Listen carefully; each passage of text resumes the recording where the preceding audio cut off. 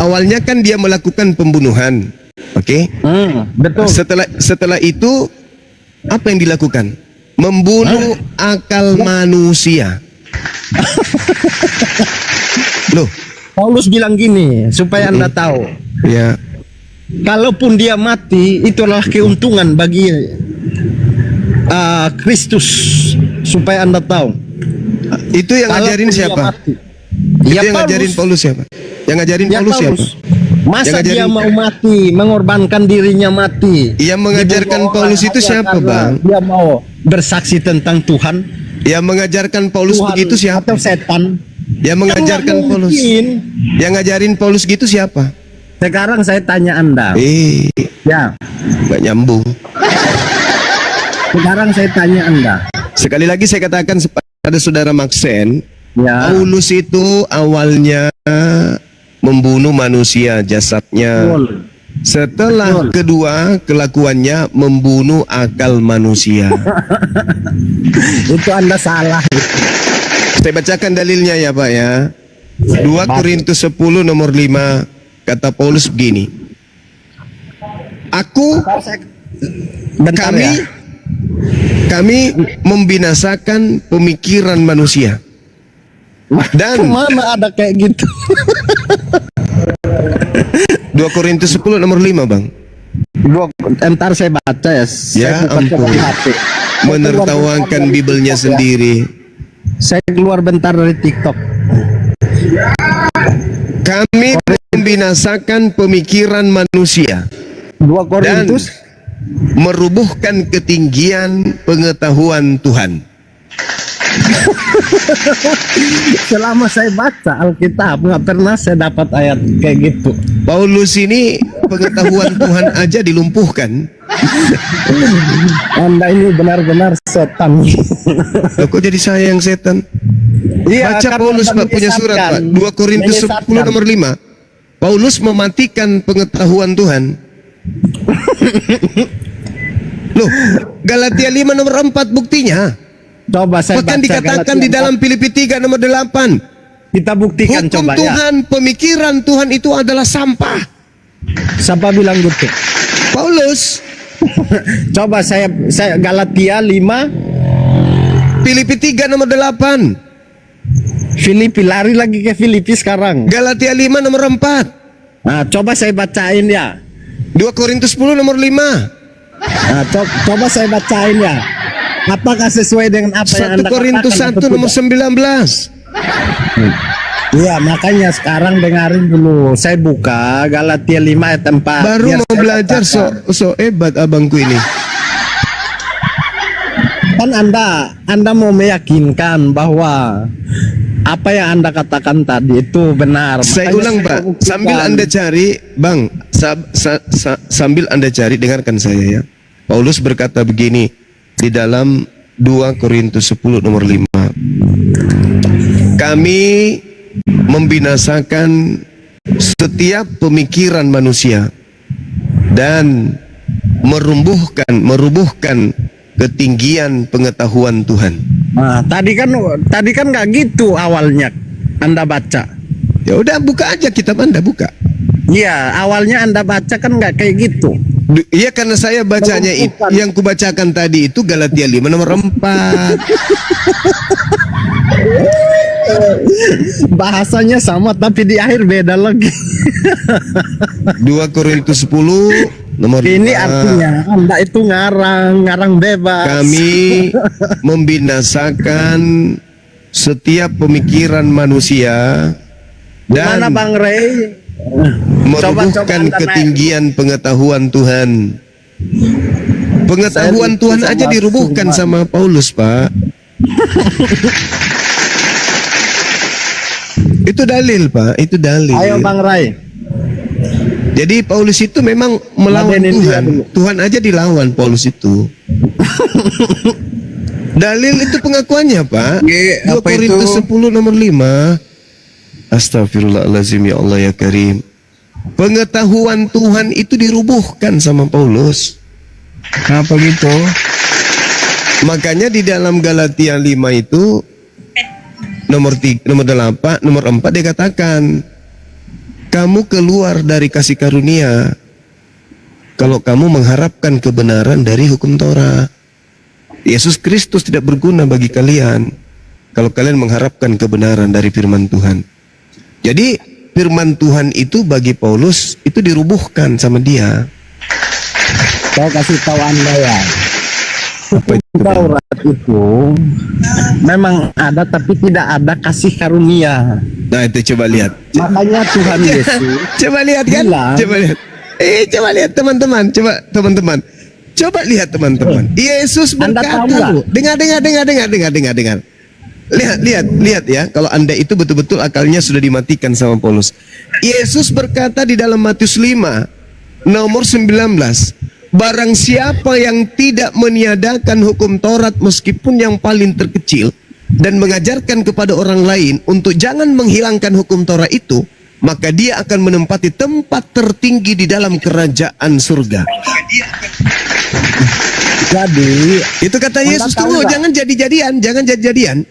Terus. Yesus juga mengatakan di dalam Matius 19 nomor 16, ketika ada seorang pemimpin datang bertanya kepadanya, seorang kaya nih, guru, apa yang harus aku lakukan supaya aku bisa memperoleh hidup yang kekal?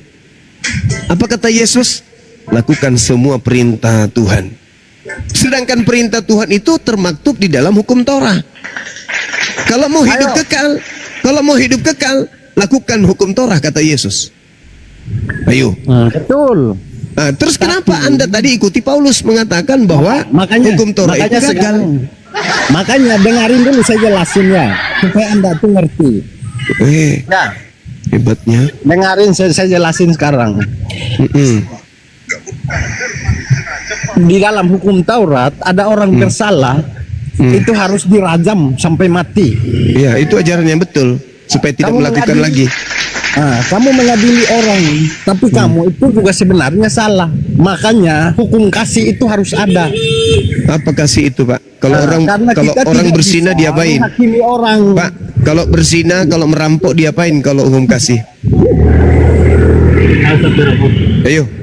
Kalau Sorry, ada ini kemudian saya orang lagi berzina, kerja. kalau hukum kasih diapain?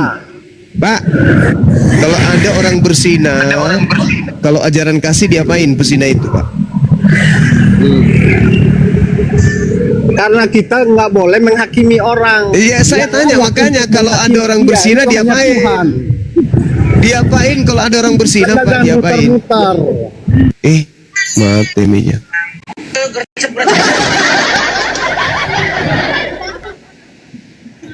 Kalau ada orang berzina, hukum Tuhannya dirajam, Pak. Kalau agama Kristen, kalau ada berzina diapain? Apakah kamu masih terus Saudara Maxen, kalau orang Kristen berzina diapain, Pak?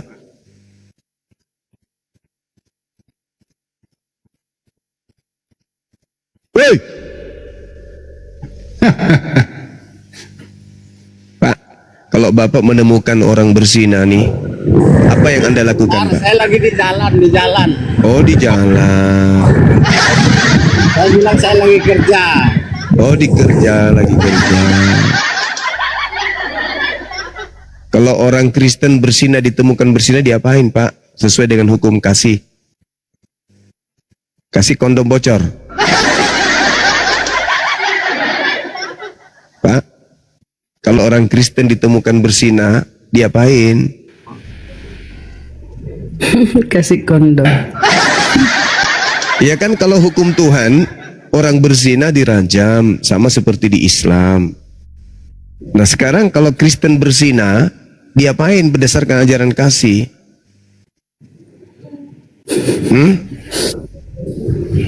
Pak? Pak? Dicuekin, Paman. Dicuekin ya? Atau dia minta bagian, Saya masih di jalan. minta bagian ya. Ya tadi ngomongnya lancar, tadi di jalan lancar. Saya lagi kerja. Tadi kerja juga. Iya, tadi kerja. Iya tapi kan nggak perlu mulut Anda kan nggak kerja. Sekarang pertanyaan saya, kalau orang Kristen ditemukan berzina, hukum kasihnya itu diapain? Ntar saya jawab ya, ntar saya sampai. Takkan. Anjay. Ada yang ketik di bawah, yang nemuin juga minta jatah. Anjay. Ya iya sih. Kasih ajaran kasih. Ada yang lihat dapat jatah. Gitu ya? Karena ajaran kasih kan. Salome. Kan tak dihukum toh? Kasihilah musuhmu. Kalau Islam itu kan musuh Islam itu para pesina. Kalau di Kristen dikasihi katanya kan ya. Nah, sekarang kalau dapat orang berzina dalam hukum kasih diapain? Hah? Lem alteko. Mau diapain? Kasih anusnya bom-bom. Iya. Alamak. Kok jadi ke situ?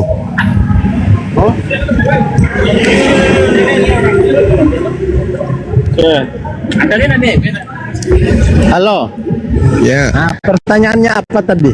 Pertanyaannya kalau di Kristen ada yang ditemukan berzina berdasarkan hukum kasih diapain? Nah, jadi gini.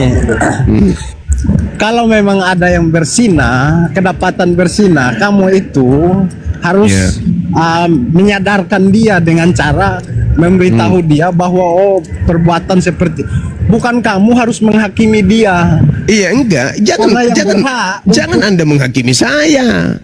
Saya Karena tanya, kalau karena dalam Anda ajaran menyebarkan Kristen, sesuatu ajaran yang kasih, abangku, kalau dalam ajaran kasih, kalau ada yang berzina diapain? Kamu diam di sini ya. Oh ya, itunya enggak jadi lama-lama. Diapain Pak? Kalau ada orang Kristen seperti ditemukan itu. berzina di bawah pohon, diapain? Misalnya mereka ditemukan oleh masyarakat berzina di bawah pohon. Nah, iya, terus. Nah, itu diapain oleh Kristen?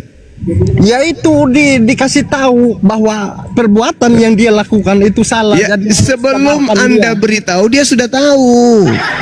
Nah, dia udah tahu, tapi kan dia masih melakukan itu karena Iya, maka menurut hukum kasih diapain? ia sadarkan dia, Maksudnya disadarkan gimana? Mereka sadar kok melakukan itu, mereka nggak mabuk. sadarkan dia dengan cara memberitahu kebenaran. Apa bahwa kebenarannya? itu perbuatan yang dia lakukan itu salah. Oh salah. Habis itu diapain? Ya biarkan saja, yang penting kan Anda Iya. sudah menyampaikan. Pantasan Kan yang negara berhak untuk tertinggi penyakit AIDS itu negara mayoritas Kristen, ternyata cuma digituin aja. Hah? Dielus-elus rupanya. Kau ngapain dek? Lagi berzina om, nasihati aku om. Ini nasihat, jangan lagi kau lakukan itu ya nak. Gitu. Maksudnya kayak gitu aja. Jadi Ajaran gini, kasih itu gitu. makanya keluar ayat yang bilang Anda melihat selumbar di mata saudara, selumbar di mata saudaramu, tapi balok di matamu itu Anda tidak lihat. Itu maksudnya. Jadi maksudnya kalau ada yang berzina begitu jangan ditegur. ditegur boleh. Nah, tadi katanya dalilnya apa? Kamu melihat kemudian gajah di apa kuman di seberang lautan, gajah di peluk mata kau tidak lihat. Jadi maksudnya Itu karena Anda menghakimi dia itu salah. saya Bukan bertanya hak loh. Anda. Saya bertanya kalau di Kalau Islam memang- itu, Pak, kalau di Islam itu dirajam supaya tidak melakukan lagi, dan pelajaran bagi yang lain supaya tidak melakukan. Bahaya, ternyata kalau kita berzina itu hukumnya rajam. Orang lain takut melakukan zina. Nah, kalau di agama Anda ada yang melakukan zina berdasarkan ajaran kasih diapain? Memang hanya Anda berhak apa untuk dirajam, sedangkan Yaitu hukum Tuhan, Makanya- Cahayu. makanya Tuhan Itu bilang hukum gini. Tuhan. Berarti Makanya kalau Tuhan di Yesus Kristen, bilang gini. abang, berarti kalau di Kristen, kalau ada orang berzina dibiarkan aja gitu. Makanya Tuhan Yesus bilang, makanya sekarang saya kasih tahu, Tuhan Yesus bilang gini, kan kedapatan orang berbuat zina dan itu harus dirajam. Dia bilang ke orang-orang saat itu di situ, dia bilang, siapakah yang di antara kalian yang tidak berdosa, bahwa bisa dia ambil udah batu dan selesai dilempari berarti. dia pertama kali. Dan siapa Oke. yang melakukan itu, tidak ada Oke. orang yang melakukan itu karena mereka merasa Oke. bahwa mereka juga berdosa. Oke, Jadi berarti Anda itu berarti tidak bisa kesimpulannya menghakimi dia. ajaran kasih adalah ketika ada orang kedapatan berzina, biarkan saja. Itu kan hanya Tuhan yang berhak. Iya, udah selesai. Saudara-saudara, Bukan Anda, karena Anda pun udah berdosa. diam Bang, Aduh. diam Bang. Jadi saudara-saudaraku, Itu kan saudara-saudaraku, kita sudah saya mendengarkan buka dalilnya. bahwa di Kristen itu kalau ada yang ditemukan berzina, berdasarkan ajaran kasih itu biarkan saja, karena tidak bisa dihakimi. Kenapa? Pak Hakim juga ada dosa, jaksa juga ada dosa, Pak Imam juga ada dosa, pendeta juga ada dosa, pastor juga ada dosa. Jadi tidak ada yang bisa menghakimi, biarkan aja dia berzina. Itu dalam Kristen, maksudnya gitu. Bukan Jadi- biarkan, lalu kemudian Lalu mau Anda diapain? Mau membiarkan, diapain? tapi Anda tegur. Tadi Yesus membiarkan. Sekarang orang yang berzina tadi, Ya, Yesus setelah biarkan itu. nggak? Iya, dia biarkan terus Tadi. dia bilang Sudah. jangan berbuat dosa lagi. Iya, begitu aja kan? Gampangnya Kan itu. dikasih tahu. Iya, dikasih tahu aja. Dibiarkan begitu aja. Ditanya aja kan. Kalau ada yang berzina di Kristen ditanya aja, jangan kau lakukan lagi, pulanglah, bertobatlah. Gitu aja kan? Enak kali gitu Bang Juma ya, enak kali ya. Iya, sama seperti kambing. Kalau kambing naiki kambing yang lain, ditanyalah kambingnya, jangan kau ulang lagi ya, mbek. Iya. Besok dia lakukan lagi enggak? Ya iya dong. Karena tidak ada efek jerah.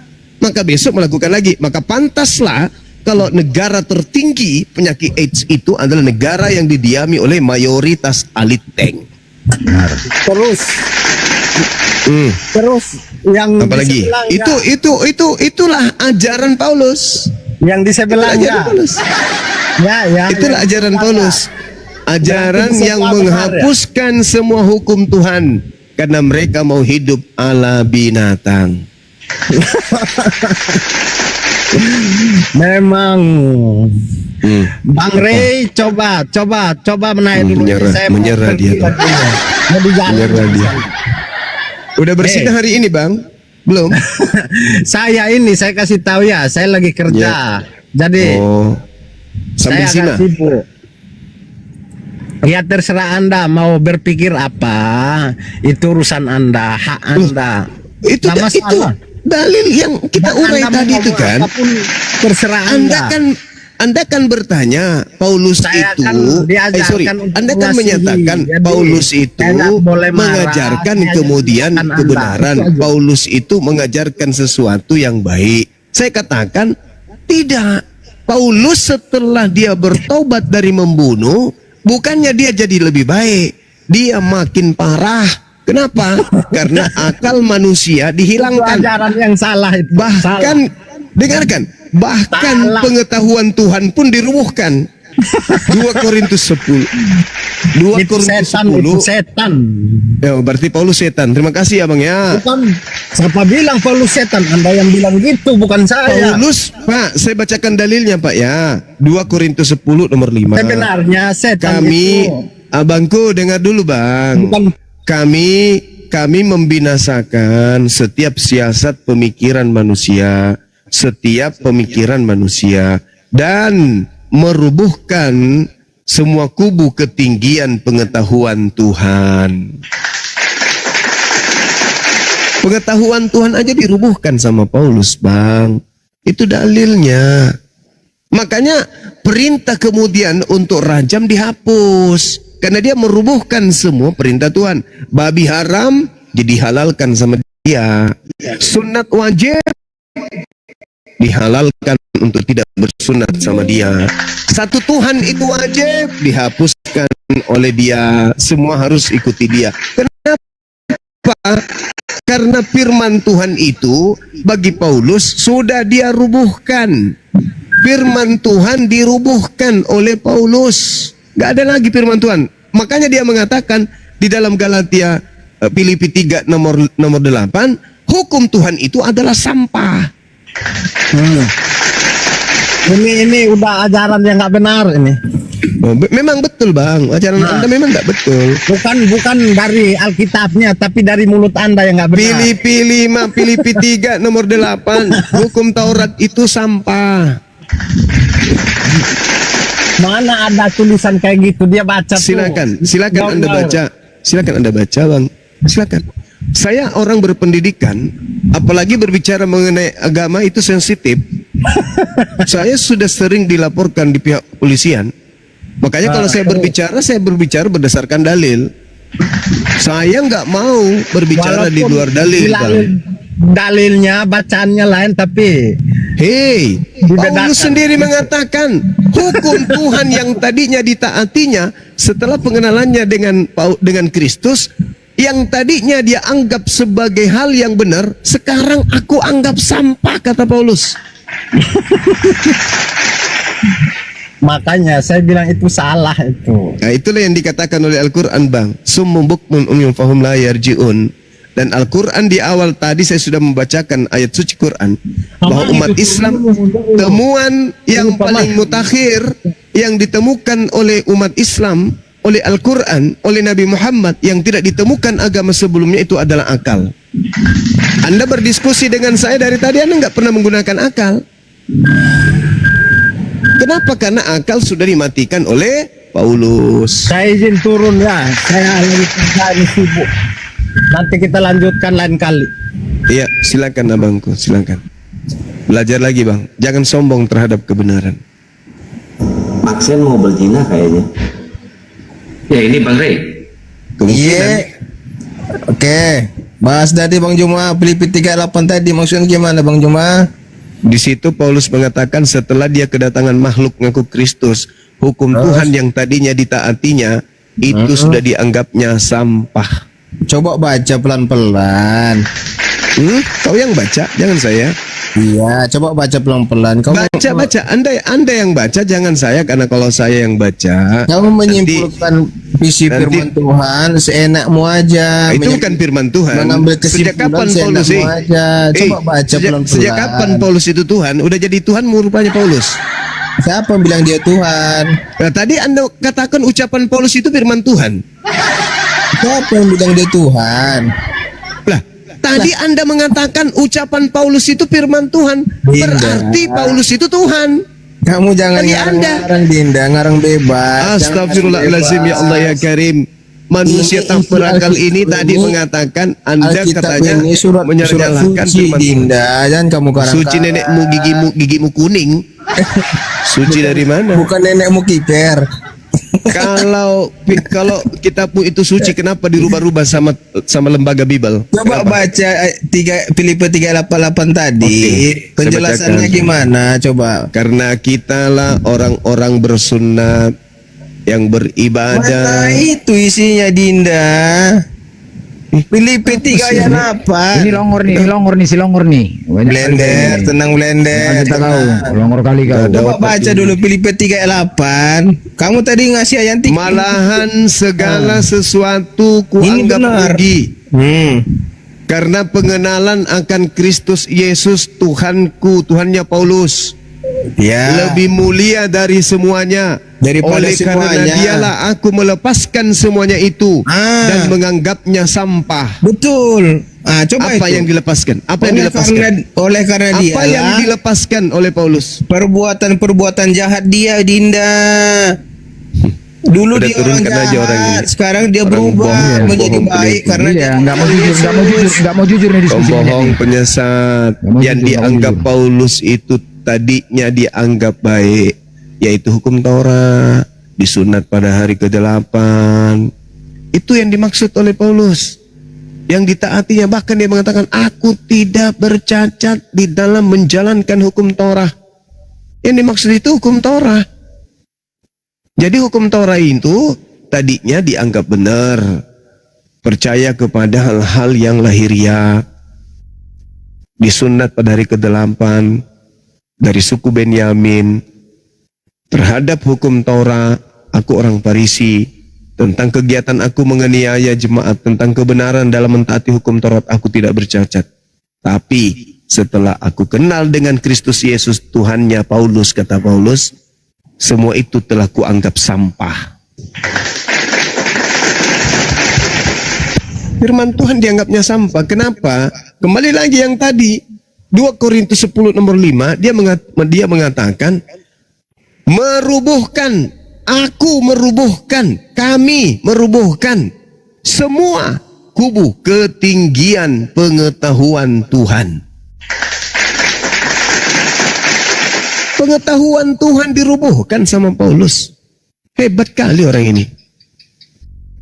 Pengetahuan Tuhan yang membuat Bani Israel para nabi kemudian terpontang-panting menegakkan hukum Tuhan, malah dirubuhkan sama Paulus demi untuk menggiring manusia kepada Kristus. Pertanyaan saya nih, kalau Kristus yang datang kepada Paulus itu adalah Tuhan, lalu kenapa dia merubuhkan pengetahuan Tuhan? Demi untuk manusia tergiring dan terjerat dan tertawan kepada pengajarannya kepada Kristus. Coba dibaca lengkap data itu. Baca lengkap data itu, saudara-saudara Kristen. Baca lengkap data dari 2 Korintus 10:5. Kami mematahkan atau membinasakan, dalam bahasa Yunani kataireo, setiap siasat atau logismos, pemikiran, setiap pemikiran, logismos manusia. Kami membinasakan, kataireo, setiap logismos pemikiran manusia dan merubuhkan ketinggian, hopsomai. Hopsomai itu artinya ketinggian. Ketinggian apa? Gnosis. Apa gnosis itu? Pengetahuan. Jadi, dan merubuhkan semua ketinggian pengetahuan Theos, Tuhan. Kami kemudian menawan pemikiran dan menaklukkan kepada Kristus. Jadi Paulusnya mengatakan pemikiran manusia itu ditawannya, pengetahuan Tuhan itu dirubuhkannya demi untuk menaklukkan manusia kepada Kristus. Jadi manusia dan pengetahuan Tuhan itu dilumpuhkan oleh dia demi untuk menawan manusia menuju kepada Kristus yang datang kepadanya. Seram kali memang, seram. 2 Korintus 10 itu serem kali pokoknya. Pengetahuan Tuhan, kecerdasan manusia dikebiri demi menggiring manusia, menaklukkan manusia untuk tunduk kepada Kristus yang datang kepadanya. Seram kan? Kalau yang datang kepadanya adalah Kristus yang adalah Tuhan itu sendiri, terus kenapa pengetahuan Tuhan itu dianggap sampah? Kenapa pengetahuan Tuhan itu dilumpuhkan, dimatikan? Pengetahuan Tuhan kemudian aku rubuhkan, kami rubuhkan, dan merubuhkan ketinggian pengetahuan Tuhan. Ini bahaya ini. Masya Allah. Bang Indra, syukran Bang. Ini bahayanya ya teman-teman. Aduh, naik lagi nih penjual cendol. Bang Indra naik, Bang Indra naik, Bang Indra.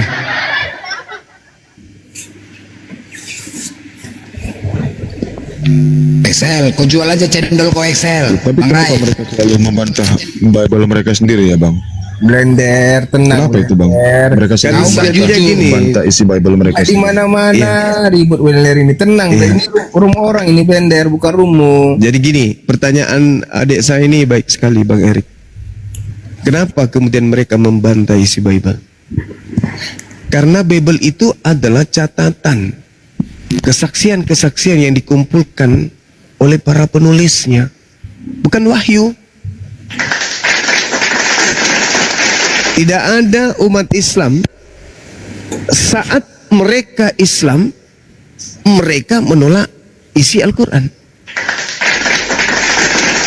Tidak ada umat Islam di saat mereka waras menolak Al-Quran. Kok bisa? Karena Al-Quran bukan karangan. Al-Quran adalah ilmu pengetahuan yang berasal dari sang pemilik ilmu. Nah, manusia Islam manusia berakal. Akal dengan Al-Quran sinkron, rangkulan. Sedangkan Bible itu bukan wahyu dari Allah, tapi catatan orang-orang yang melakukan penyelidikan. Maka tentu syarat dengan hal-hal yang bertentangan dengan akal. Sehingga jangankan umat Islam, orang yang mengklaim kitabnya sendiri menolak isi kitabnya. Kenapa?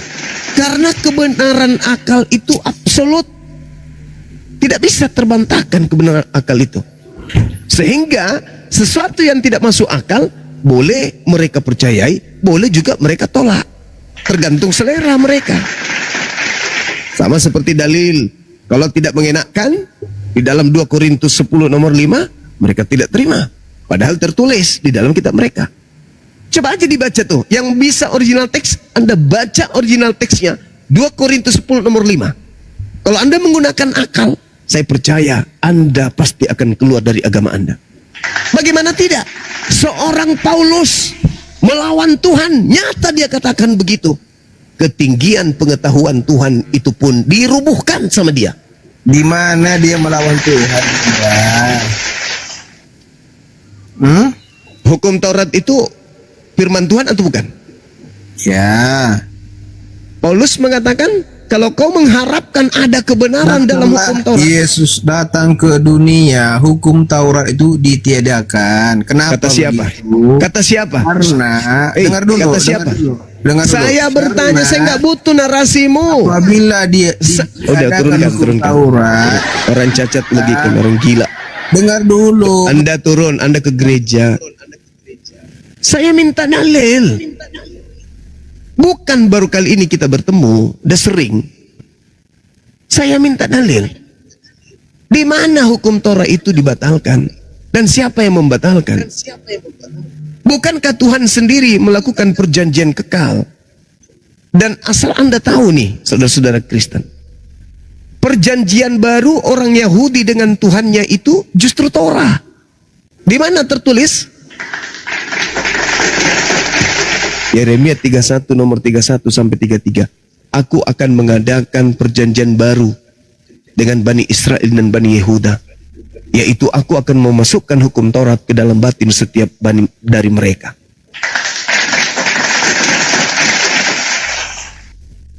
Kalian itu cuma tahu nyanyi. Betul kawan, betul. Mereka ini cuma tahu bernyanyi di gereja. Mereka nggak paham isi Bible mereka. Mereka nggak ngerti isi Bible. Mereka hanya didoktrin apa yang kemudian menjadi misi. Dia nggak sadar gitu loh. Ada tertulis di dalam kitab mereka sendiri bahwa kami mematahkan atau membinasakan setiap pemikiran manusia. Jadi setiap mereka diajarkan untuk berpikir, dipatahkan. Setiap kali kita ajak mereka untuk menggunakan akal, dipatahkan. Kata Paulus, semua itu aku patahkan, semua itu aku rubuhkan. Pengetahuan manusia dan juga ketinggian pengetahuan Tuhan, aku rubuhkan dan aku patahkan. Dan menaklukkan manusia untuk menuju kepada Kristus. Itu dalil. Makanya tidak gunakan otak lagi, tidak menggunakan firman Tuhan lagi. Kenapa? Mereka sudah ditaklukkan ke dalam Kristus. Sementara Yesus mengatakan waspadalah kepada Kristus. Karena Kristus itu adalah penyesat menurut Yesus. Kemana Paulus menggiring orang-orang Kristen? Ke Kristus. Kristus yang mana? Kristus yang mengajarkan Paulus untuk melawan Tuhan. Loh kok bisa? Ya, kata Paulus sendiri. Galatia 1 nomor 1, Galatia 1 nomor 11, 12. Ya, aku menerima Injil bukan dari manusia, tetapi dari Kristus Yesus. Berarti yang mengajarkan 13 buku kepada Paulus adalah Kristus, yang bukan manusia, bukan anak Maria dong. Karena anak Maria adalah jelas manusia. Sedangkan Paulus mengaku yang datang mengajarkan 13 buku kepadanya yang bukan manusia.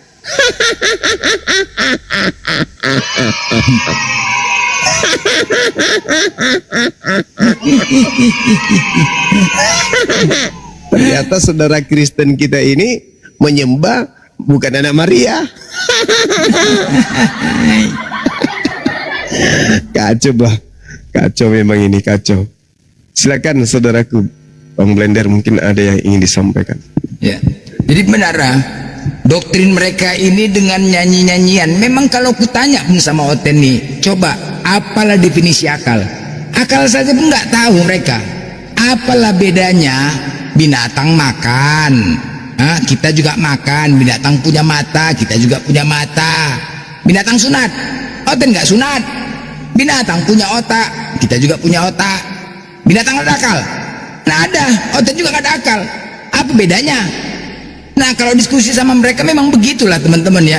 Jadi memang doktrin mereka ini paling parah waktu nyanyian. Jadi nyanyian mereka di gereja sebenarnya liriknya itulah mantra-mantra. Suaranya dibesarkan nadanya, tapi liriknya diperkecil. Itulah doktrin dari kecil ditanamkan. Belum lagi makan babi, belum lagi minuman, apa nggak rusak semuanya. Akal mereka hilang akal kan? Memang harus gak berakal, memang orang nih harus gak berakal. Makanya kadang-kadang pikir kita pun jadi gila kadang-kadang diskusi. Bolak-balik sama Oten, udah aku bilang sama kau, Ten, sampai aku pun gila sama Oten diskusi. Di mana dalil kau di gereja? Di atas jemaat Batu Karang katanya. Ke toko akuarium aku, wah ada nggak gereja sini ulang? Batu Karang. Makanya Oten ini kalau sebenarnya ini dalil lucu memang, tapi itu fakta. Kalian kalau ibadah nggak usah lagi di gereja, kadang ada tertulis di tengah lapangan bola kalian beli batu karang sebiji, kalian pijak batu karang tuh, nyanyilah kalian di tengah lapangan, nggak ada yang ganggu, nyanyilah kalian. Karena memang ada dalilnya, di atas batu karang kami dirikan jemaat, itu betul loh. Ya jangan ada di gereja, berdiri kalian ya, kalian beli batu karang ke toko akuarium, kalian pijak batu karang, nyanyi kalian di tengah lapangan bola, nggak ada yang ganggu, nyanyilah kalian. Memang itu dalilnya. Gimana lagunya? Itulah makanya jago orang nih, jago orang nyanyi, tapi liriknya diperkecil. Itu kan doktrin mereka. Siapa bang yang siapa? Blender, tenang. Nyamar. Kau ganti akun lagi kau, udah ada. Siapa aja kau. Ganti akun Desire. Siapa yang nyanyi begitu? Aku. Apa masalah kau? Memang kayak itu nyanyi kau kan? Memang begitulah kalian nyanyi kalian. Jadi gimana? Lah, Nyanyi nggak kau? Di gereja nyanyi nggak? yang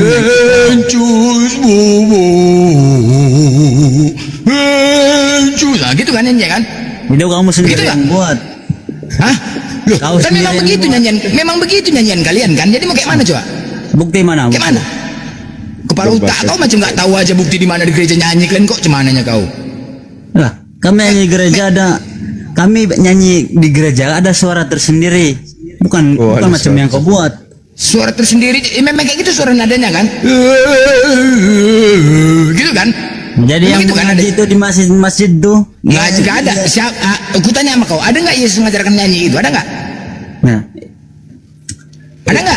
kami tidak dilarang nyanyi. Ada nggak? Kepala otak kau ada nggak ajar? Ada nggak diajarkan nyanyi sama Yesus? Memang tiada. Ya udahlah. Jadi makanya bising kali kalian nyanyi itu kok. Tapi kami memang disarankan memuji Tuhan, itu ada di dalam. Di tengah lapangan bola kau kalau mau nyanyi, kau pijak batu karang tuh, kau beli batu karang, pikir kau ke lapangan bola, nyanyi kau di sana, nggak ada yang ganggu kau. Memang itu dalilnya. Di masjid pakai speaker bising-bising. Iya, kalau kami pakai toa, nggak dilarang kalian pakai toa, nggak dilarang. Aku tahu ketika kalian pakai toa, marilah kita memuaskan birahi hingga pagi hari dan bersama-sama menikmati asmara, itu kan nggak dilarang kalian pakai toa, pakai kalian toa. Cuman apa? Kerja kalian asik menggibahin agama lain. Nah, dalil yang dibaca gitu, apa nggak? Kau dengar, jangan buat-buat cerita. Loh, kau buat cerita memang fakta kok, lucu kau. Agama kau ajar kau begitu. Ini Bang Ondoy. Ini nih temanya ini nih. Siapakah penyesat itu? Ini temanya nih. Silakan kalian Anda bantah ini tema ini. Lah, saya bantah orang ini saja nih. Ada orang nyanyi begitu? Memang kayak gitu nyanyi kau. Memang cemana di gereja? Lucu kau. Kau pikir kau paling pandai nyanyi? Kau pikir orang Kristen? Ya udah, coba sekarang coba kau kasih contoh nyanyinya kayak mana? Coba kau kasih contoh. Kau nyanyi lah sendiri, jangan suruh-suruh orang. Macam nggak tahu aja. Aku tahu tuh pendeta dulu. Tahu aku dulu tuh pendeta neo asisten. Cemana perpuluhan lancar nyari, lancar dan. Oke siap, main musik, dingdang. Oh ame belalang. Kalau itu, kalau misalkan lagi sepi, nyanyinya sedih. Tahu kali lah aku kayak mana di gereja tuh. Kau pikir kamu nyanyi di masjid itu cantik suara? Aduh, saya pun. Mana ada kami nyanyi longor? Nggak ada kami nyanyi. Waduh kali. Coba kau contohkan nyanyi kau kayak mana? Kau Nyanyi nggak kau? buat apa aku nyanyi sini? Memang nyanyi nggak kau? Kutanya kau, nyanyi nggak di gereja? Kalau nyanyi gereja menyanyi. Oh, kayak gitu. Itu. Jelas. Selamat pagi. Memang cara kami sembahyang memang begitu. Selamat pagi, Roh Kudus. Itu dia. Terima kasih kepada kalian bertiga. Semalam telah berlalu. Ada. Mereka memuji Kamu mengaji saja pun suara macam apa? memuliakan tiga Tuhan. Bang, dengar. Dewa Bapa, Tahu, suara mengaji tidak Dewa gitar tahu, tidak Putra, masuk. dan Dewa Roh Kudus. Alah. Oh, itu mengejek. Selamat pagi. Agama Islam mengajar mengejek gitu. Aduh. Selamat pagi Yesus. Selamat pagi Roh Kudus. Terima kasih pada kalian bertiga. Udah. Ikutin pendeta. Selamat pagi Bapa. Selamat pagi Yesus. Selamat pagi Roh Kudus. Terima Itu kasih suaramu itu. kalian bertiga. Ada ini Zuma ini. Apa? Memang gitu. Memang begitu lagunya. Dengar dulu. Jadi Stevie bilang kamu itu menuhankan Muhammad tuh. Aduh. Itu bolo namanya bolo. Alah. Bolo dan tolol. Tolol, bukti apa tolol? Memang Iri kalian. Kenapa? Kita sudah digiring pada zaman dinamis. Kita nggak statis, kita dinamis. Di saat hidup kita dinamis, serba digital. Kalau Anda menemukan diri Anda menyembah kepada makhluk dengar. yang keluar dari kubur. Sementara Islam kagak. Kalian cemburu, maka kalian menggiring opini bahwa kami juga menyembah manusia. Kamu aja. Tapi Rob, kamu tidak bangkit lagi tuh. Ada bukti dalil sudah ditunjukkan. Kamu saja Nabi tidak pernah Muhammad dengar. Kamu sendiri saja Nabi tidak- Muhammad dengarkan. Nabi Muhammad membawa Aku Al-Qur'anul tidak perlu Karim. mendengar. Nabi Muhammad membawa Al-Qur'anul Karim. Yesus yang terangkat ke langit tidak membawa Roma, Galatia, Filipi, Efesus dan seterusnya, tidak membawa Lukas, Markus, Matius, Yohanes, enggak. Yang membawa kitab-kitab itu semuanya sudah ada di alam kubur. Yesus tidak pernah memberikan sebuah kitab kepada Karisteng. Oke? Oh, jangan dibisukan lah, Penyembah Yesus itu belum ada terangkat ke surga. Buat apa dibisu-bisu? Kamu saja tidak respect dan agama orang lain. Buat apa dibisu-bisu? Penyembah Allah sudah ada naik ke langit, yaitu Yesus. Penyembah Yesus ada nggak naik ke langit?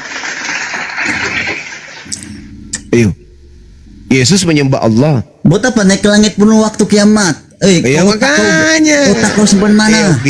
Nyanyi lagi yuk. Aduh, dengar dulu. Cara kamu mengaji di masjid itu tidak komputer, kau tahu? Tidak masuk musik. Dengar. Kau dengar itu dulu. Kau atur dulu cara kau mengaji supaya kamu tidak masuk musik. Selamat pagi Yesus. Aduh, selain daripada menghina, tidak sudah lain kamu boleh buat. Coba. Terima Suka-suka kasih kami, bro. kepada kalian bertiga. Sakit hati. Mereka memuliakan Kami nyanyi di gereja, kamu yang sakit hati. Aduh. Mereka memuji Apa masalah kamu? pada kalian. Saya mau tanya, kamu sakit hati kenapa kami nyanyi gereja? Itu hak kami. Tuhan, Kamu Putra dan Roh Kudus. Terima kasih. Boy, ini admin mau kasih bisu ini. Kurang ajar ya, admin. Bertiga. Admin. Ayo diskusi bicara pakai akal. Ini admin jangan dibisu-bisukan. Ini admin kurang ajar ini. Mulai emosi dia. Emosi. Admin katanya. Mulai Mulai emosi, mulai. Kau bisu-bisukan aku buat apa, tai? Ya ampun. Kau pikir ini kantor, woi, kau pikir ini kantor admin pula kau bilang, host, oh kan, admin pula kau bilang. Aduh, Kantor nih. najis. Kau yang najis. Kau yang Buat apa kau najis. bisu-bisukan? Miut, bisu-bisukan, longor kali kau. Suka-suka aku lah, bahasa aku bukan bahasa kau. Bahasa itu aja udah salah kau, apalagi mau diskusi. Aduh, kami yang di gereja kau yang sakit hati pula. Ajaran agama kamu mengajarkan orang sakit hati kalau menyanyi di gereja. Kenapa agama kamu mengajarkan begitu? Tadi Tolongnya minta aku ampun. nyanyikan lagu gereja, nggak ada sakit hati. Aduh, kamu menghina karena sakit hati. Orang Loh, kok tidak saya mungkin menghina kalau apa tidak yang sakit kuhina? hati. Apa yang kuhina? Hah? Yang kuhina apa? Lagu yang aku nyanyikan tadi itu judulnya Hoax tai, admin tai. Selamat pagi, tiga Tuhan Tai, Kristus. admin tai, host tai, bis tai. Jangan marah-marah bang. Emosi dia. Itu aku belum menyanyikan album yang baru loh. Album baru aku nyanyikan, pingsan kan. Ya bang Mak. Itu tai kan makanannya dia, mana dia? Kabur. Makanlah roti jelai itu yang kau bakar di atas tai kering. Tuh makanan. Mati dia.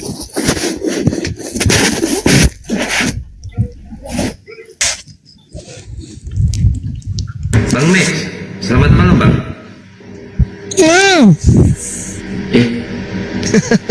Kok gini suaranya?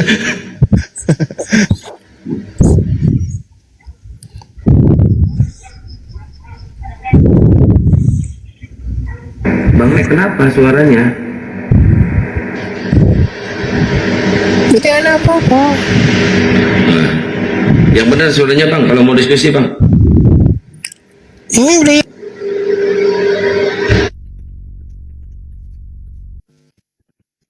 Kenapa suaranya itu kira-kira? Habis telan garpu.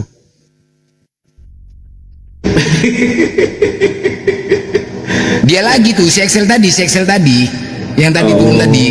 Dia itu enggak gini loh, dia enggak jujur. Sebenarnya Kristen-Kristen ini kalian gini loh, enggak perlu kalian takut untuk jujur. Kalau iman kalian sudah iman kepada Yesus, mau apapun disampaikan, udah, ngapain kalian takut? Cuman bukan kalian saja, kita diskusi bukan berdua, banyak yang menonton. Di sini mencerdaskan. Janganlah bohong, sesuai yang tertulis. Menjawab jujur aja sulit kali kalian. Mau apapun dibilang, mau dibilang kayak mana pun, iman kalian tetap kepada Yesus, ya udah. Ngapain kalian takut? Jujurlah diskusi, bos. Jangan buat kita ribut di sini. Siapa yang nggak jujur?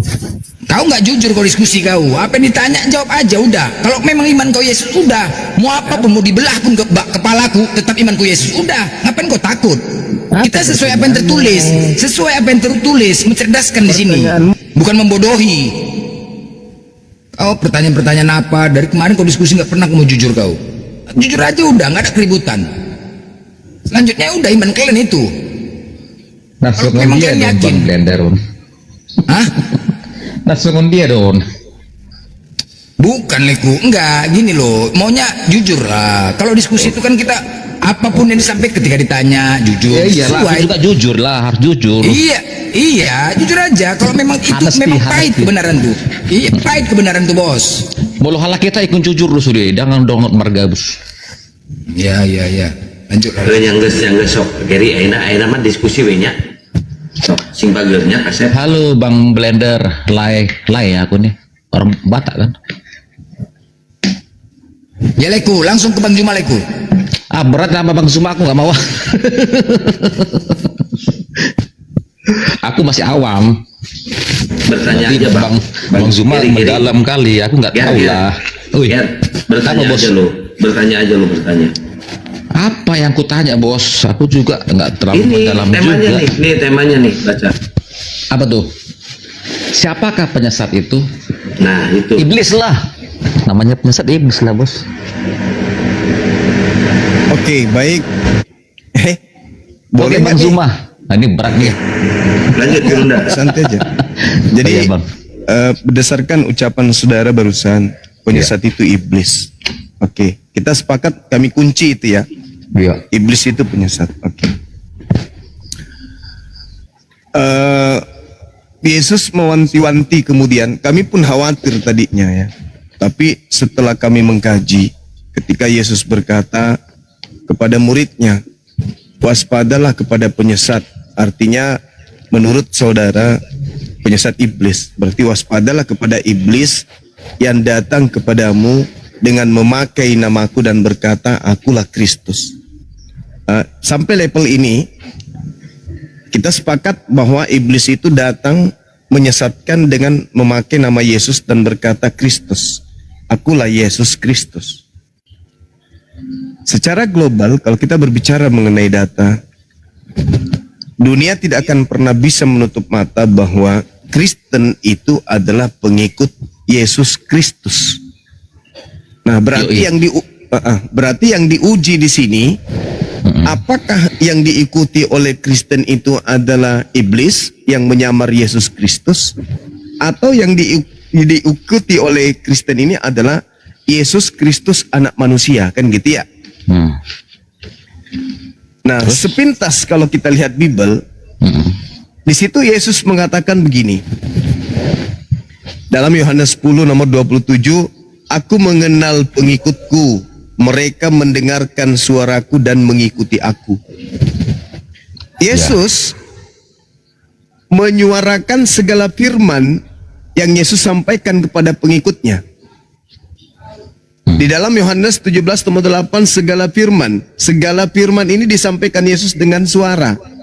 Segala firman yang engkau berikan kepadaku telah aku suarakan kepada mereka, dan mereka telah menerimanya, mendengarnya, dan mereka percaya bahwa engkaulah yang telah mengutus aku. Nah, jadi Yesus mengatakan pengikutnya itu percaya kalau Yesus itu utusan Tuhan, bukan Tuhan. Sedangkan yang mau dituhankan itu adalah iblis. Di dalam Lukas 4 nomor 7, iblis minta dituhankan. Yesus diminta oleh iblis untuk menuhankan iblis. Yesus yang asli, Bung, tidak mau dituhankan. Yang mau dituhankan selain Tuhan itu adalah iblis. Nah, iblisnya datang memakai nama Yesus Kristus. Kata Yesus tadi dan kata Anda sendiri bahwa penyesat itu mengaku itu adalah iblis. Nah, iblisnya datang mengaku bernama Yesus dan mengaku minta disembah, itu adalah iblis. Sedangkan hari ini Kristen menyembah Kristus, Yesus. Sedangkan Yesus yang asli tidak pernah mengajarkan pengikutnya untuk menuhankan atau menyembah atau beribadah kepadanya. Berarti kesimpulan saya, yang diikuti oleh saudara Kristen, yang disembah oleh saudara Kristen, ya memanglah iblis yang datang menyerupai Yesus atau memakai nama Yesus sesuai dengan nubuat Yesus itu sendiri. Oke. Bagaimana menurut saudara? Silakan. Jadi kalau menurut Bang Zuma, Yesus sebelum penyalipan atau dengan yang penyalipan dan setelah bangkit pada hari ketiga itu berbeda. Iya, itu bukan Yesus. Itu berbeda ya, Bang ya. Yang disalib, yang ditangkap, yang disalib dan yang dibangkit itu bukan Yesus lagi. Oh, oke. Oke, sekarang gini, Bang. Terus ada nih, Bang, aku catat juga nih, Bang, di Matius 17 ayat 22 sampai 23. Itu kan Yesus mengatakan, ini saya bacakan Bang antara bagian. Pada waktu Yesus dan murid-muridnya bersama-sama di Galilea, ia berkata kepada mereka, anak manusia akan diserahkan ke dalam tangan manusia dan mereka akan membunuh dia. Dan pada hari ketiga ia akan dibangkitkan. Ini kan Yesus sebelum disalibkan mengatakan seperti itu dia. Itu gimana, Bang? Ya, itu sebenarnya saudaraku, kalau Anda lepaskan doktrin Paulus, ini udah selesai, udah kelar sebenarnya, udah kelar itu. Kenapa? Yesus berkata sesuai dengan pengakuan yang tertulis di dalam Matius itu. Pada waktu Yesus dan murid-muridnya bersama-sama di Galilea, Yesus berkata kepada mereka, anak manusia akan diserahkan ke dalam tangan manusia dan mereka akan membunuh dia. Dan pada hari ketiga dia akan dibangkitkan. Ya. Dia itu siapa? Nah itu siapa tuh Bang? Kan dia kan tuh belum peristiwa penyalipan tuh Bang. Iya, Yesusnya menunjuk kepada oknum lain. Gitu. Anak manusia. Saya kasih contoh ya. Anak manusia bisa Yudas, bisa Yohanes, bisa Markus, bisa Bom-Bom, akan diserahkan ke dalam tangan manusia. Dan tapi mereka sini akan Bang, sebentar. Ini anak manusia ini huruf kapital loh. Itu kan merujuk kepada Yesus. Saudara, dalam bahasa Yunani huruf Yunani itu tidak mengenal huruf kecil, huruf besar. Ini gitu hanya ini hanya pekerjaan daripada lembaga Bible aja untuk menggiring opini bahwa itu adalah Yesus. Anak manusia, mereka akan membunuh dia. Kenapa Yesus tidak mengatakan mereka akan membunuh aku? Kenapa harus mengatakan dia? Karena kalau kita melihat Bung, ini data yang saya temukan. Lukas 22 nomor 69. Ya. Untuk mensinkronkan data Matius 17 itu. Apa yang dikatakan di sana? Orang yang ditangkap, anak manusia yang ditangkap ini, yang Yesus sebut dia ini, ketika ditanya oleh imam kepala dan mahkamah agama, apakah engkau adalah Mesias anak Elohim? Apa kata oknum tersebut? Engkau yang mengatakan itu. Bukan aku, engkau yang mengatakan itu. Dan di data ini Yesus mengatakan oknum yang ditangkap ini apa kata dia? Yesus sekarang ini sudah duduk di samping kanan Elohim yang Maha Kuasa. Sekarang ini dia sudah duduk. Sekarang ini Yesus sudah duduk di sebelah kanan yang Maha Kuasa. Jadi yang berbicara ini siapa? Begitu Bang. Jadi gini Bang, kalau aku bisa menangkap ya, Abang ini berpikir bahwa Yesus itu dimuliakan lah gitu ya, tapi yang setelah disalibkan itu jadi seolah-olah itu nggak mulia gitu ya Bang. Gimana maksud Abang tuh?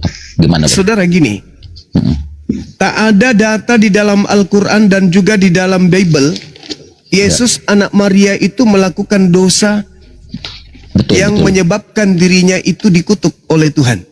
Sedangkan salib itu hukuman bagi orang yang dikutuk oleh Tuhan. Oh iya, itu yang ulangan 2123 itu ya. Ulangan 21, 22, 23, betul. Iya. Sedangkan Yesus apa coba kesalahannya? Ada nggak? Nggak ada. Nggak ada dia. Kalau itu adalah Yesus yang benar, yang ditangkap, berarti salah tangkap. Kan itu poinnya. Begitu ya Bang ya. Oh iya, berarti salah bunuh. Nah sekarang, kalau orang benar yang dibunuh, berarti bukan nebus dosa, melainkan melahirkan dosa. Oke. Karena ada perintah tuh. Ada perintah. Keluaran 23, nomor 7, nomor 8. Bohong jangan kau hembur-hemburkan.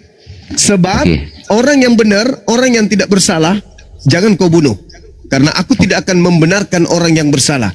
Artinya tidak mengenal dosa warisan. Dosa asal itu maksudnya ya. Iya. Original sin. Jadi gini Bang.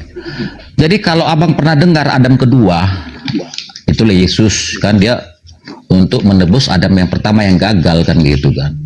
Nah, jadi Adam kedua ini disiapkan memang tanpa dosa untuk menebus orang yang tidak berdosa kan gitu. Gimana tuh? Ya, jadi gini saudara. Itu doktrin gereja. Itu doktrin. Tidak ada dalil. Itu ajaran Paulus tuh. Itu di kitab Roma 5 nomor 12. Anda bisa temukan itu di situ. Tetapi saudara, Kristen tak ada di situ. Islam tak ada di situ. Yang ada di situ Yesus, orang Yahudi dan orang Romawi. Sementara Kristen terbentuk di Antioquia itu ya, di Kisah Para Rasul 11 ya. Betul. Artinya gini, jangan gunakan Al-Quran. Al-Quran terlalu kuat untuk menolak tradisi gereja. Bahwa Tuhan datang, itu terlalu kuat Al-Quran itu. Kita pakai Bible aja sebagai dasar.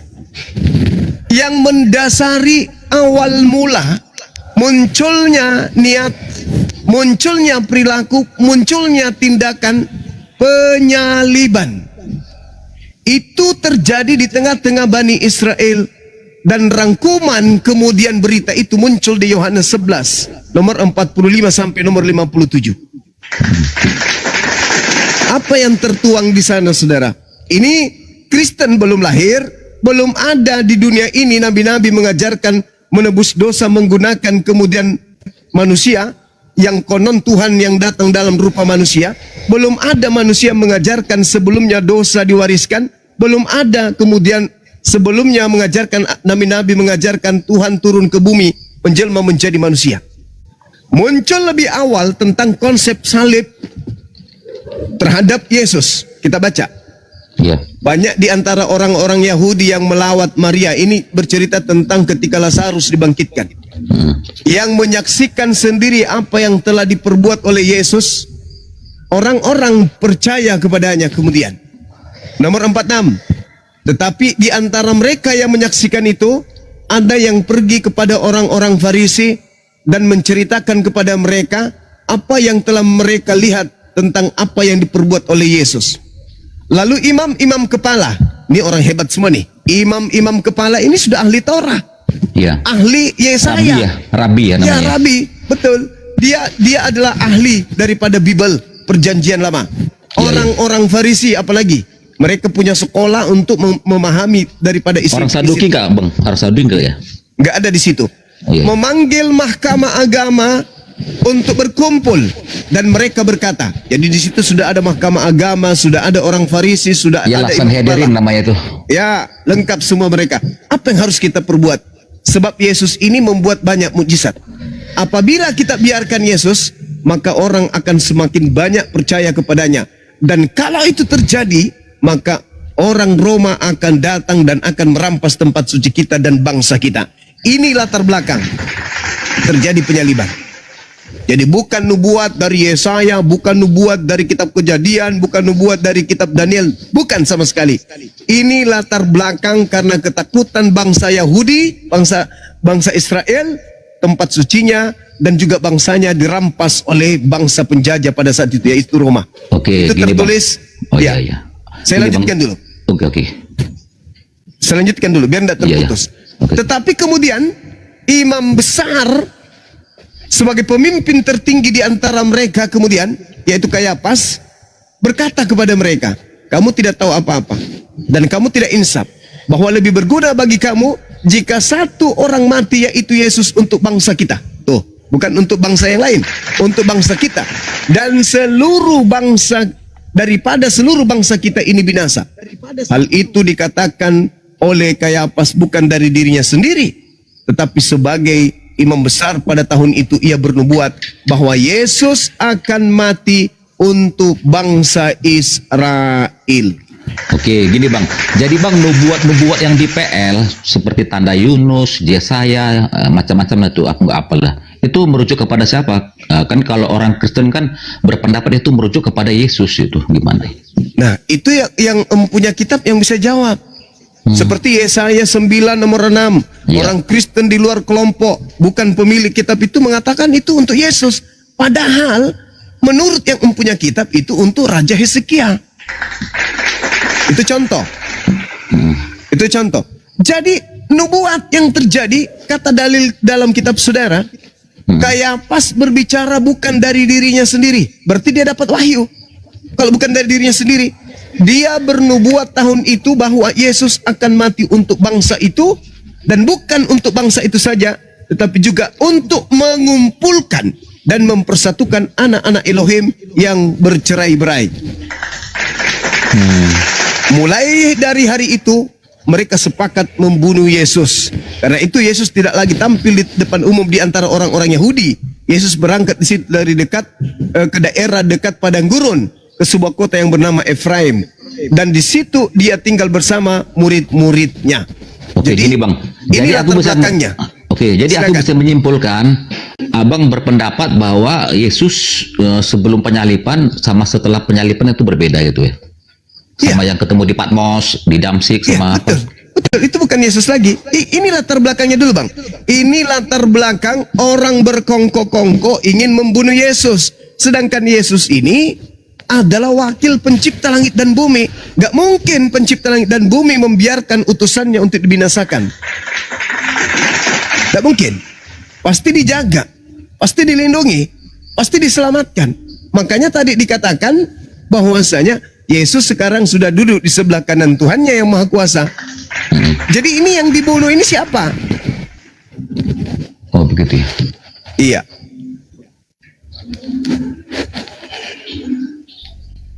Iya juga ya. Nah, setelah itu saudaraku, setelah itu Yesus sebelum penyaliban, Yesus berkata kepada muridnya, waspadalah kepada penyesat yang datang. Itu aku pernah dengar bang, itu bang tentang nubuat akhir zaman. Itu gimana bang? Oke, baik saudaraku. Jadi Yesus ditanya, apa tanda kedatanganmu? Ya. Nah, iya kan? Apa tanda kedatanganmu? Tanda kedatanganku yang pertama, aku akan nampak di tengah langit. Seluruh manusia akan melihat aku. Bulan tak bercahaya, matahari menjadi gelap, bintang-bintang berjatuhan, kuasa langit akan berguncang. Itu tanda kedatanganku. Nah, kalau tanda kedatangan Yesus itu sudah ada, berarti itu adalah tanda akhir zaman. Nah, sekarang jadi, apakah tanda kalau itu? yang Yohanes ketemu di Patmos sama Paulus yang ketemu di Damsik itu berbeda itu bang? Ada nggak tanda itu bang? Ya nggak ada lah, kilat menyambar apa petir yang Berarti yang datang siapa? Nggak tahu. Nah, itulah yang Yesus sampaikan. Aku nggak tahu lah. Waspadalah kepada penyesat yang datang kepadamu dengan memakai namaku dan berkata, akulah Kristus. Mereka akan menyesatkan orang banyak. Nomor 23. Jadi apabila ada orang berkata kepadamu, lihat ada Kristus di sini, lihat ada Kristus di sana, jangan kau percaya. Sebab Kristus palsu dan nabi-nabi palsu akan datang dan akan melakukan banyak tanda-tanda yang dahsyat dan mukjizat, sekiranya mungkin menyesatkan orang-orang pilihan juga. Camkanlah, itu nomor 25-nya. Camkanlah, aku telah mengatakannya kepadamu terlebih dahulu. Jadi apabila ada orang berkata ada Kristus di padang gurun, ada Kristus dalam bilik, jangan kau percaya. Oh, jadi gini bang. Oke bang, jadi Yohanes yang ketemu di Pulau Patmos sama Paulus yang ketemu di Damsik ya, itu Yesus itu menunjukkan eksistensi seutuhnya apa suara aja bagaimana bang? Apakah kalau kedatangan Yesus untuk akhir zaman tuh eksistensi seutuhnya atau bagaimana? Iya, ketika dia datang, maka pasti akhir zaman. Kalau dia datang di abad pertama, akhir zamannya abad pertama. Kalau dia datang abad kedua, ya akhir zamannya abad kedua. Nggak ada lagi, karena bintang-bintang udah berjatuhan. Kayak mana bumi ini mau bertahan? Tapi karena pada saat itu belum terjadi, berarti itu bukan Yesus. Itu bukan Yesus. Sedangkan malaikat berkata di dalam Yohanes, di dalam Kisah Para Rasul 1 nomor 11, apa kata malaikatnya? Yesus yang kau lihat terangkat ke langit akan datang kedua kalinya, sama seperti engkau melihat dia terangkat. Nah, berarti dia datang dengan jasadnya. Yesus pun mengatakan, apabila aku yang datang, maka akan nampak di tengah langit anak manusia. Sedangkan yang datang kepada Paulus, apa kata Paulus? Aku menerima Injil bukan dari manusia. Nah, Yesus mengatakan kalau aku datang yang nampak adalah anak manusia. Oke bang, sekarang dia bang yang merujuk kepada Paulus ya bang ya. Dulu Paulus sebelum namanya kan itu si Saulus ya, dia ini penganiaya pengikut Kristus. Bahkan sewaktu Stefanus di martir dia juga ada di situ. Dia ini memang termasuk kejam lah sama pengikut Kristus. Nah sekarang apa yang mendorong Paulus bisa berubah setelah yang dia mengatakan ketemu Yesus itu? Apa kok bisa berubah dia 180 derajat menjadi apa namanya, ibarat kata tanda kutip orang baik lah gitu, gimana? Oke, baik. Jadi gini saudara, maksudnya motivasinya apa gitu, apa penyebabnya dia bisa berubah seperti itu? Oke, silakan bang. Yesus sudah menubuatkan tentang kejadian itu di dalam Matius 12 nomor 43 sampai 45. Apa kata Yesus? Apabila ada orang bertobat, kemudian iblis yang ada padanya itu keluar mencari pemberhentian, lalu tidak menemukan tempat persinggahan. Iblisnya kembali kepada orang yang bertobat tadi dan menemukan rumah atau tubuh orang tersebut dalam keadaan bersih, tersapu. Lalu dia keluar kembali memanggil 7 roh jahat untuk masuk kembali kepada orang tersebut. Sehingga apa kata Yesus? Maka setelah 8 roh jahat itu masuk kepada orang yang bertobat tadi, dia kemudian lebih jahat daripada keadaannya semula. Dan ini akan digenapi, kata Yesus, dan ini akan digenapi oleh angkatan jahat ini. Itu satu. Itu satu. Yang kedua, apa yang menjadi motivasi?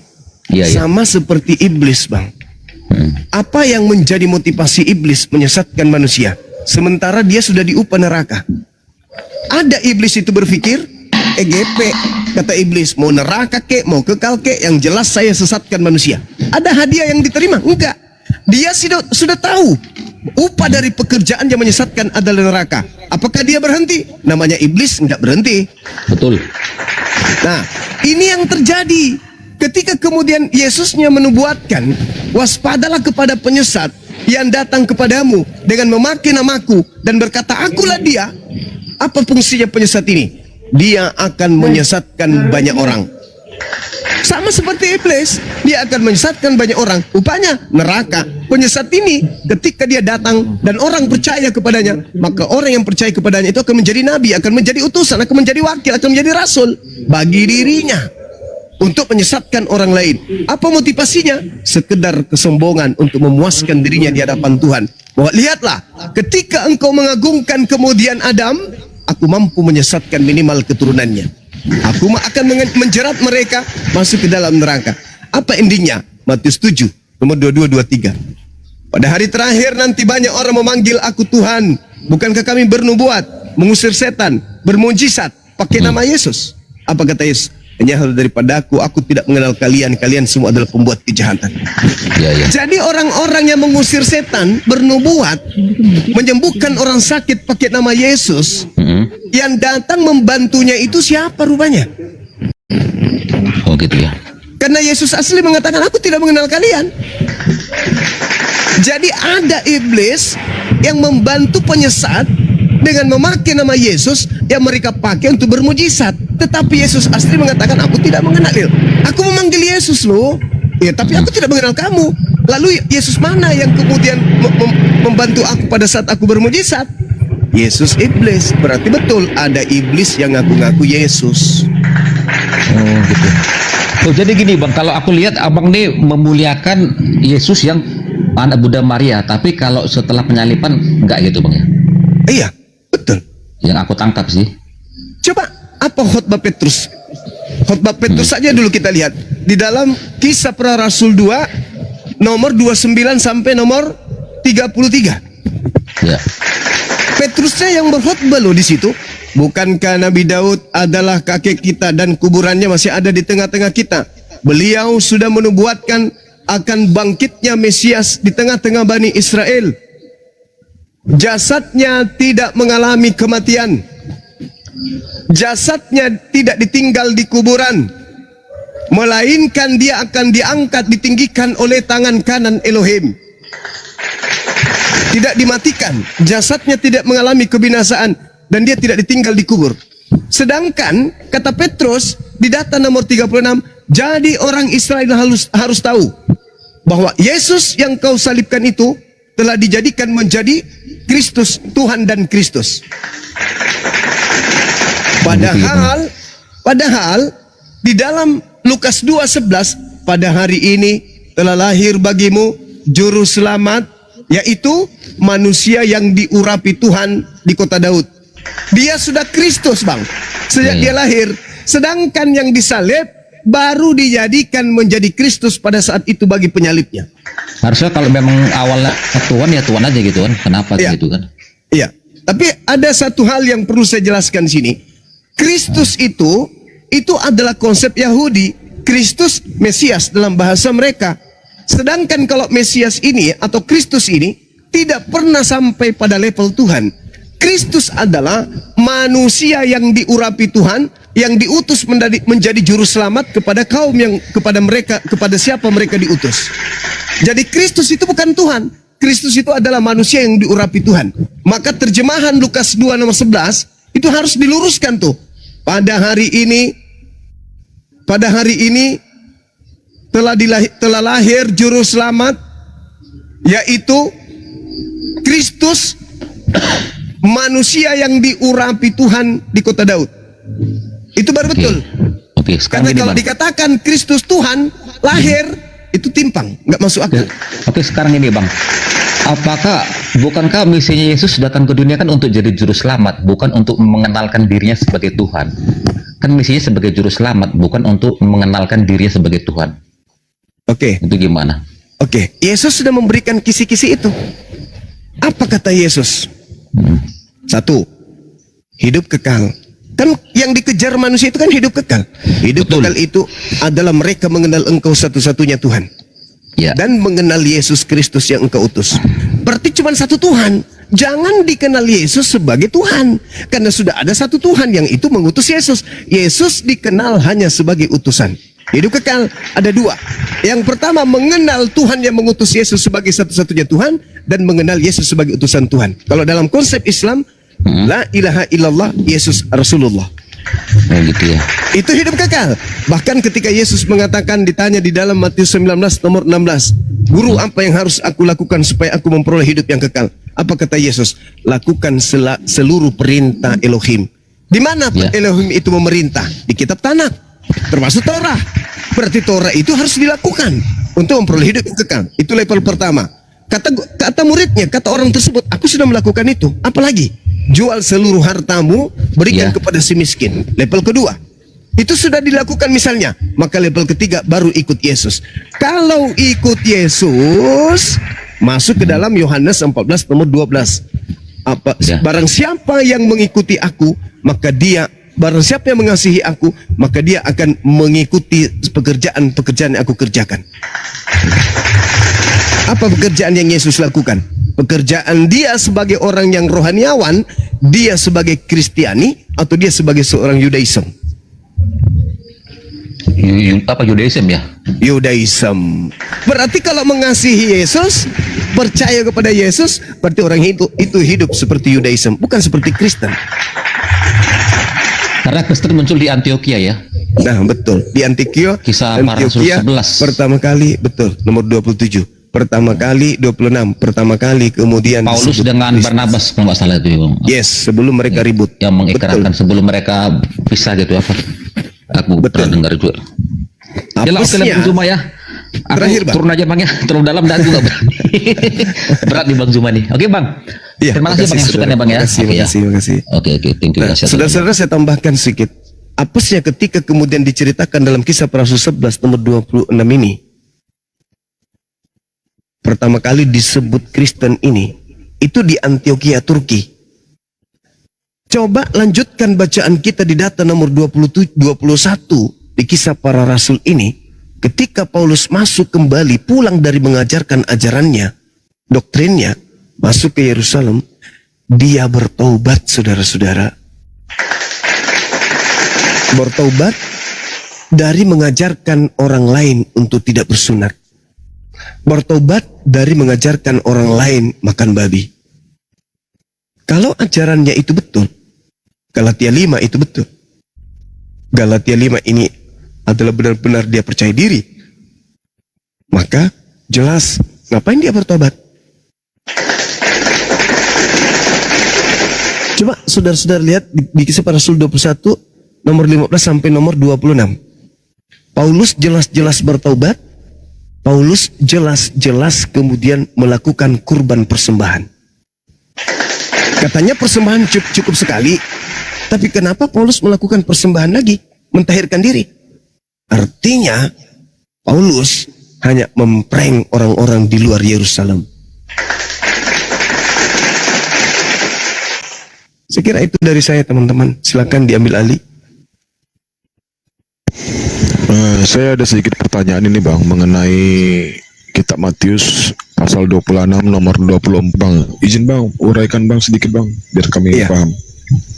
Ketika kita berbicara mengenai 26, di situ banyak hal yang bisa kita kembali ke data nomor 4-nya. Misalnya, kalau kita berbicara mengenai Matius 26, kita kembali ke Matius 26 nomor 4-nya dulu.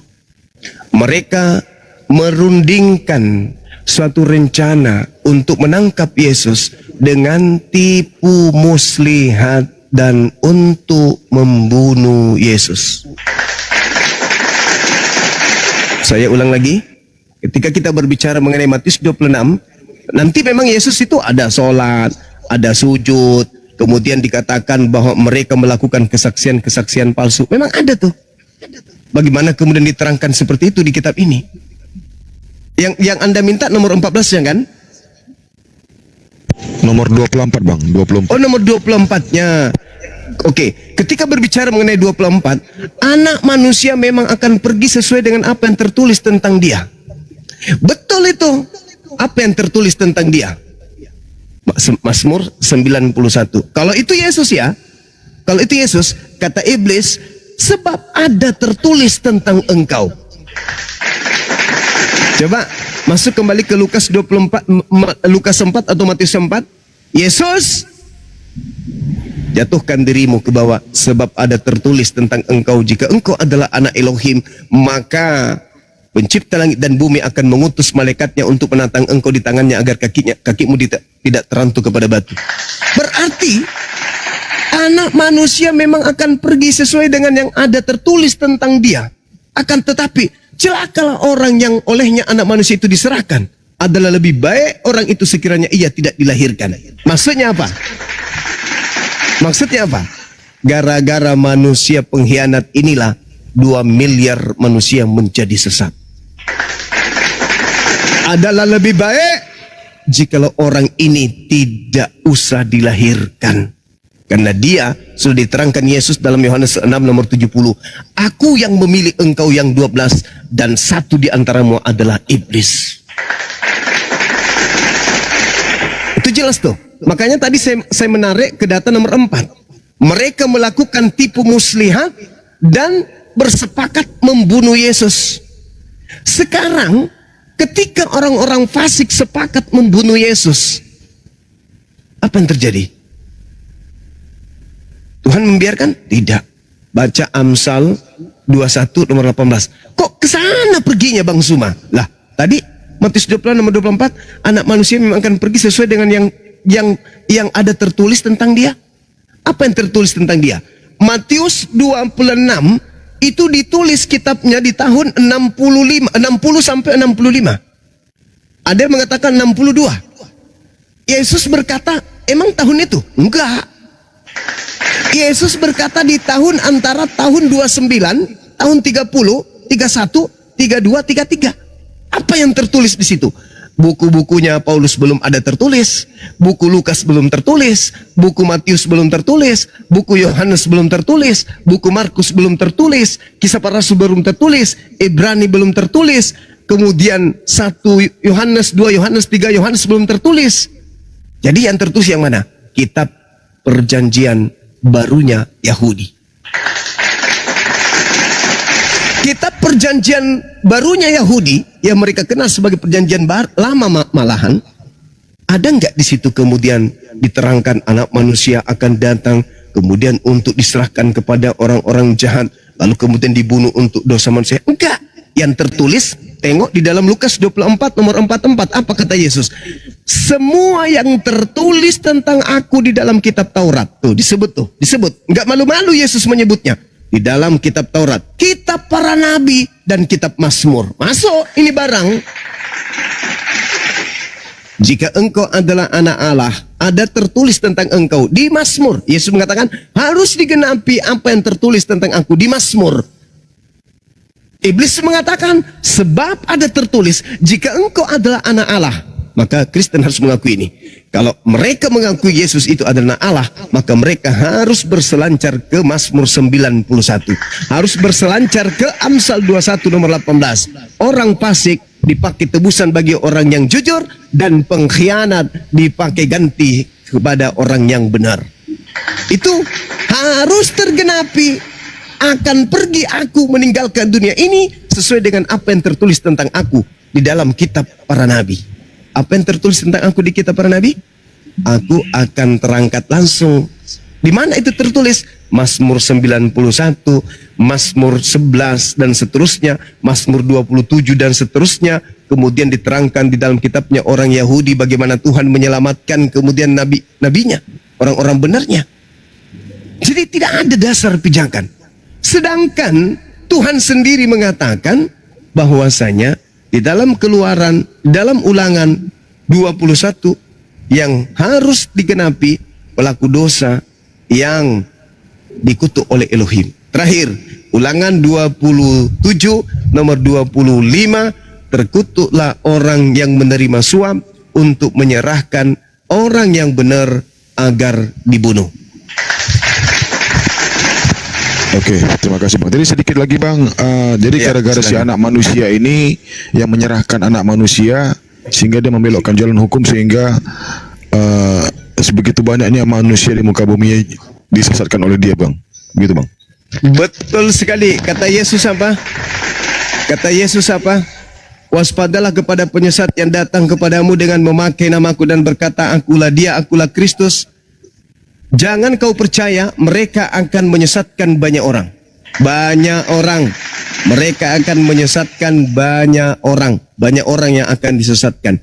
Kalau itu bukan tetangga kita, lalu mana banyak orang itu yang disesatkan? Enggak ada. Berarti membohong dong. Bohong dong dia. Bohong dong. Ternyata enggak ada.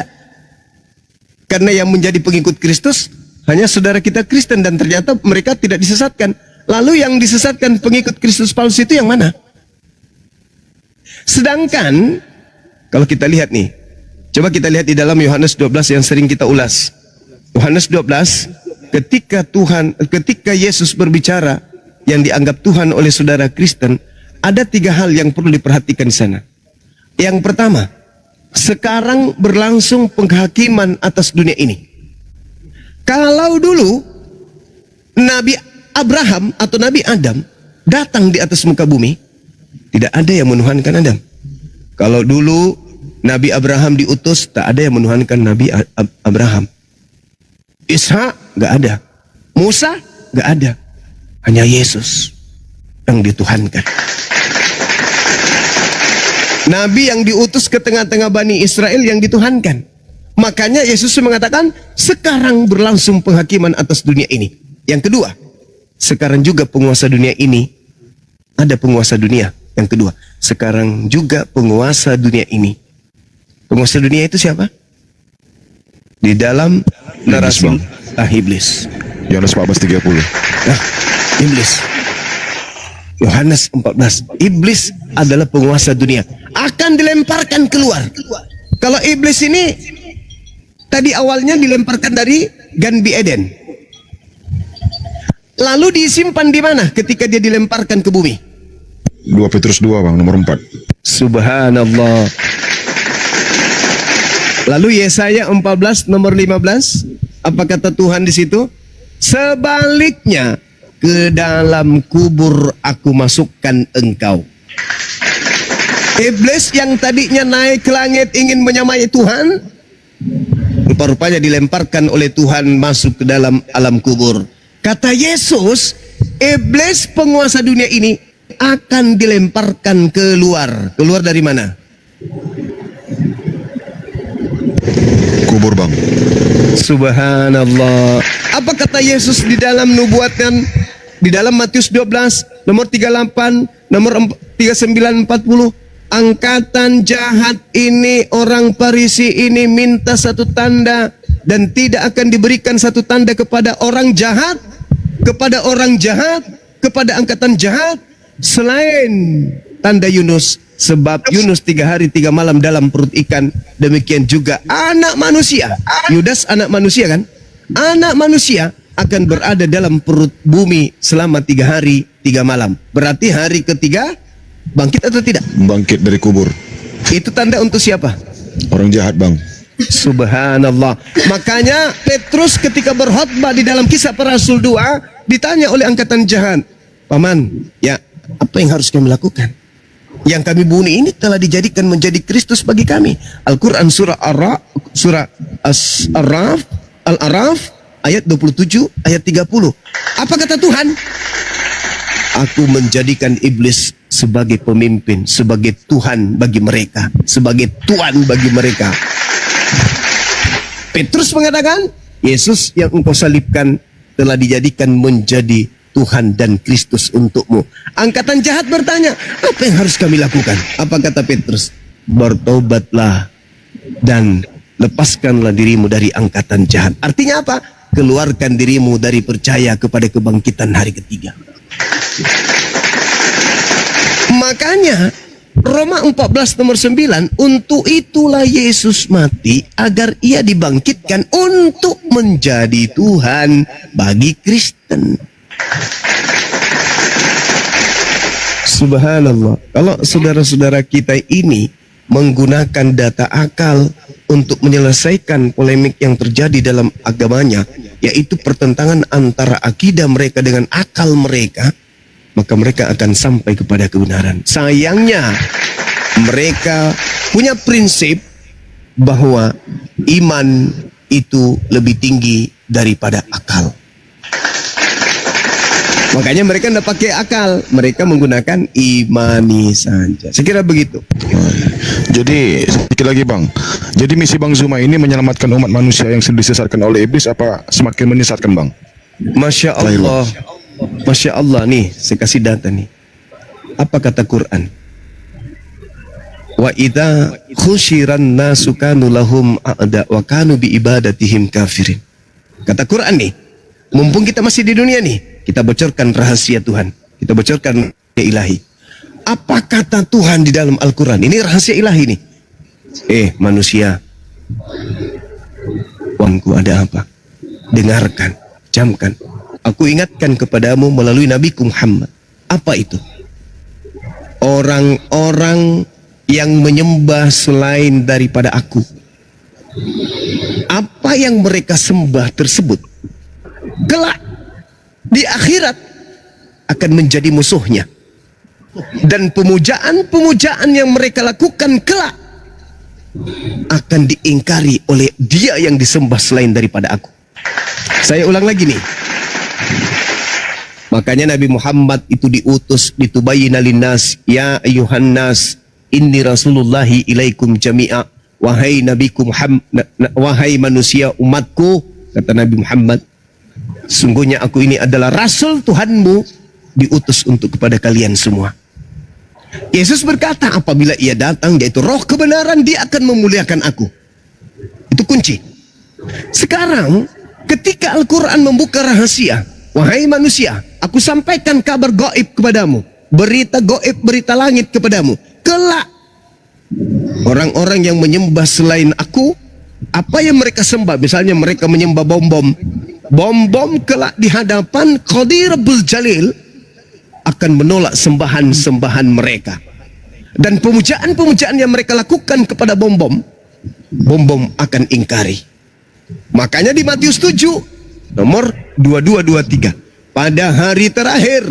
Coba, hari terakhir itu maksudnya apa? Hari penghakiman. Kenapa? Karena tak ada lagi hari untuk berleha-leha setelah itu. Yang ada, yang selamat, teng surga. Yang celaka, teng neraka. Tak ada lagi hari selain jannah atau